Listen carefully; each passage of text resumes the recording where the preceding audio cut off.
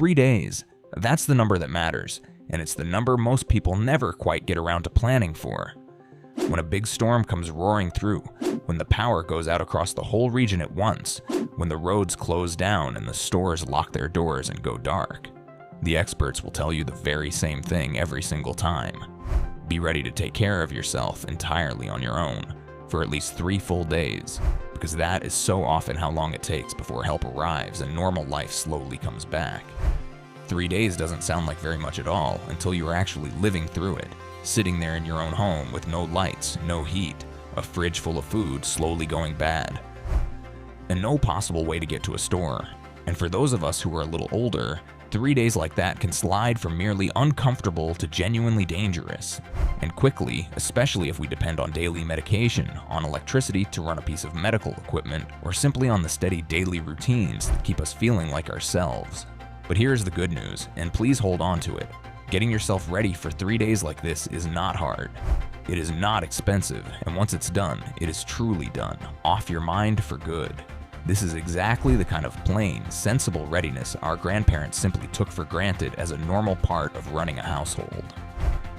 So today I'm going to walk you through, step by step, exactly what every senior should have set aside and ready to go, grandparent-tested and built for real life, not for some movie. Stay with me all the way to the end, because the last few pieces are the very ones that people always seem to forget about, right up until the moment they desperately need them. Let's go. Start right where life itself starts, with water. This is the single most important thing on this entire list, more important than food, more important than anything else we'll talk about today. So we begin here. The simple rule the experts use is about 1 gallon of clean water per person for each and every day, which means you want at the very least 3 gallons set carefully aside for a 3-day stretch. And honestly, a good bit more than that is better still, because you'll want some water for washing yourself and cleaning up too, not only for drinking and cooking. Store it in clean, sealed, food-safe containers. Keep it somewhere cool and out of direct sunlight, and check on it now and then so that it stays fresh and ready. If you happen to take a medication that makes you need more fluids than usual, or you live somewhere with a hot climate, then lean firmly towards storing more rather than less. Remember this, you can actually go a surprisingly long time without food and be just fine. You cannot go for long at all without water before you're in real trouble. And so, when the taps run dry or the water has to be boiled to be safe, the supply you quietly set aside ahead of time is the thing that carries you safely through. This is the foundation that everything else rests on. So get this one right and get it right first.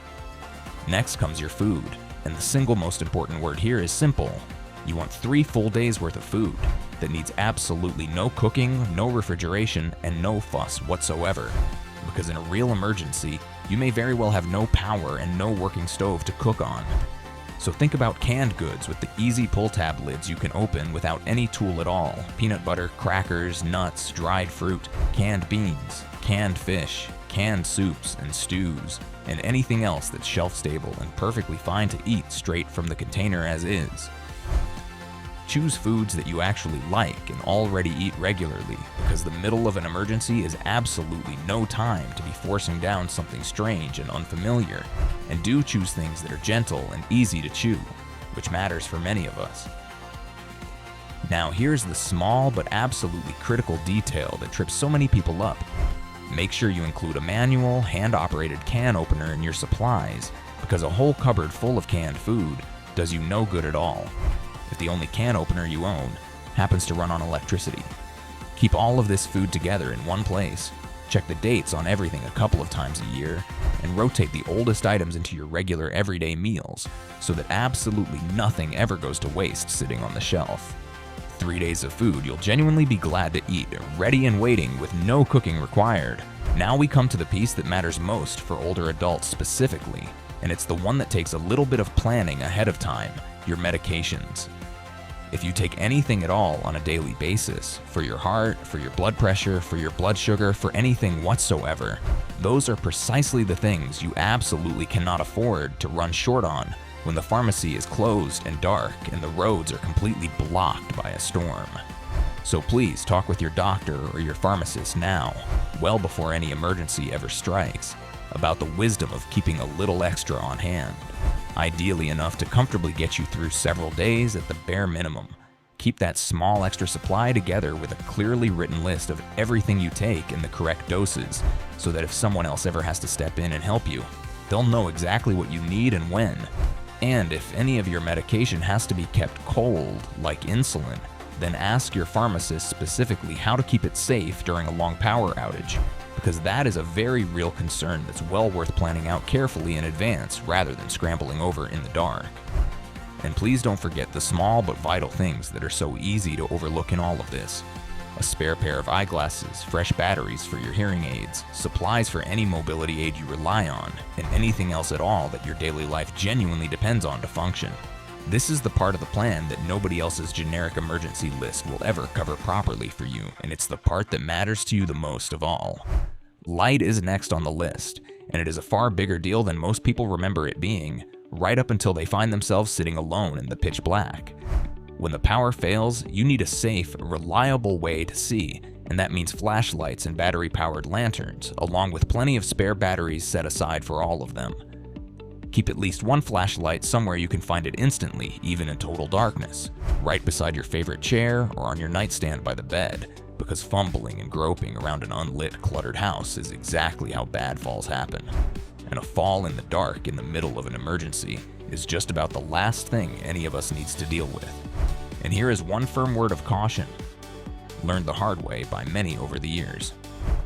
Please avoid using candles if you can possibly help it, because an open flame in a dark, disrupted house full of people moving around uncertainly is a serious and well-documented fire risk.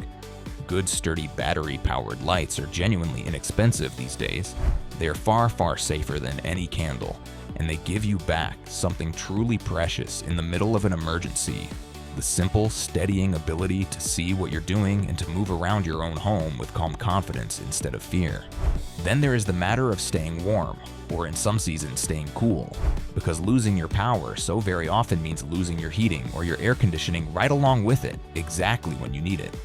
For the cold weather months, set aside extra blankets, warm layers of clothing, hats, and gloves, and know in advance that simply keeping your own body heat trapped close to you is what matters the very most when the furnace falls silent. And remember once again that older bodies lose that heat faster than they used to. For the hot weather months, you'll want to plan carefully for how you'll stay cool, without any power at all, with battery-powered fans, light and loose clothing, plenty of water, and a clear plan for how you might get yourself to a cooler public space if you truly need to, because extreme heat is genuinely, seriously dangerous for older adults, and is not to be underestimated. So think honestly about which season is the real and present danger where you happen to live, and prepare thoroughly for that one now, today, while it's still easy and calm, instead of scrambling and suffering when it's already upon you. If this is the kind of clear, calm, no-nonsense preparation you came here looking for, a quick like genuinely helps this channel reach other seniors and the families who love them and lie awake worrying about exactly these kinds of things. It's completely your choice, naturally, but it does make a very real difference to a small channel trying to help. Now let's finish this strong, because these last few pieces are the ones that quietly hold absolutely everything else together when the pressure is on. You need a reliable way to know what is actually happening out there in the world, and that means a battery-powered or, even better, a hand-crank emergency radio. When the power is out and your phone's battery has become a precious, dwindling resource you're trying to protect, a simple radio is how you hear the official updates, the weather reports, and the all-important instructions about when it's finally safe to go back outside and when help is genuinely on its way to your area. The hand-crank kind is truly wonderful, because it never needs batteries at all.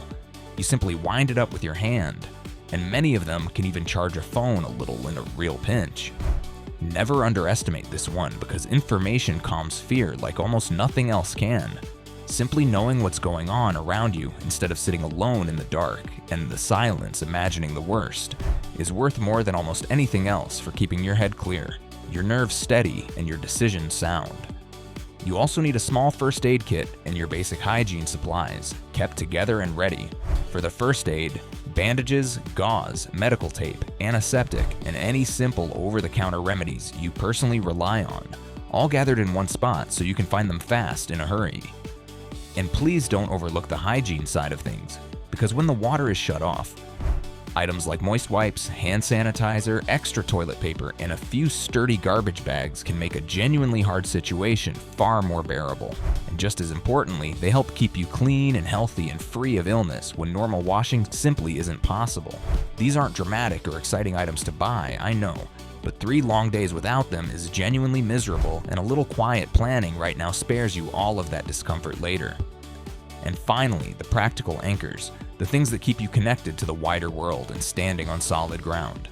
Keep some cash set aside in small bills, somewhere safe, because when the power is out across the area, the card machines and the ATMs simply do not work, and good old cash becomes the only thing that does.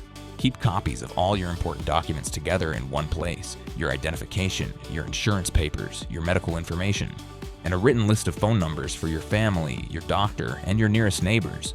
Because if your phone dies completely, then every single number saved inside it is gone right along with it. Keep a fully charged power bank ready for that phone. And most important of all, have a simple, clear plan, worked out in your mind and with your loved ones. Who exactly you'll call, who's going to come and check on you, and where you will go if you find you simply can't stay safely in your home. If you live alone, please arrange right now, today, with a trusted neighbor or a family member that someone will come and check on you in person when trouble hits the area. That single arrangement, made calmly today over a cup of coffee, is one of the most valuable and reassuring parts of this entire plan. Here's one last piece of grandparent wisdom worth holding on to. A plan you've never once thought through is really only half a plan. So after you've gathered everything together, take a quiet afternoon and actually walk through it in your mind, step by step. Where exactly is the flashlight right now? Could you put your hand on it in the dark, this very second, without getting up to hunt for it? Where's the radio, and do you still remember how to work it? If you suddenly had to leave the house in a hurry, what would you grab? And is it all in one place you could actually carry out the door? It helps enormously to keep the most essential things, your medications, your important documents, a flashlight, and some water, gathered together in a single bag near the door, ready to pick up and go if it ever truly comes to that. And please don't forget the small comforts that keep your spirits up through a long, dark, uncertain stretch. A good book, a deck of cards, a warm pair of socks, a little something that reminds you this will pass. Our grandparents understood, better than we do, that getting through hard days was never only about the supplies on the shelf. It was about keeping your head, holding onto your hope, and resting easy in the knowledge that you'd prepared as best you could. So let's bring it all together now, one last time, so it's clear in your mind. For a 3-day emergency, you want, first and most of all, water, plenty of it. Then 3 days of no-cook food with that all-important manual can opener. Then your medications and all your medical essentials planned out carefully and well in advance. Then safe, battery-powered light you can reach in the dark. Then a real way to stay warm or to stay cool through whichever season actually threatens you where you live. Then a hand crank or battery radio to keep you informed and calm. Then a first aid kit and your hygiene supplies. And finally, your practical anchors. Some cash, your documents, your contact list, a charged phone backup, and a firm plan for someone to check on you. Gather it all together gradually over a few ordinary shopping trips. Keep it together in one spot you can get to easily and check on it a couple of times each year to keep it fresh. Once it's ready and waiting, you can genuinely stop worrying about it, because the worrying really is the hard part, and you'll have already done all the work while the sun was still shining. Here's the truth I want you to hold on to. The people who come through an emergency calmly and safely aren't braver or luckier than anyone else around them. They simply got themselves ready ahead of time, quietly, while everyone else put it off. So tell me down in the comments, what's the one thing you already keep ready for an emergency, and what's the first thing you're going to add after watching this today? Please share it, because your simple tip just might be the exact thing that helps someone else's grandmother or grandfather get safely through a hard and frightening 3 days. Take good care of yourself, and I'll see you in the next one.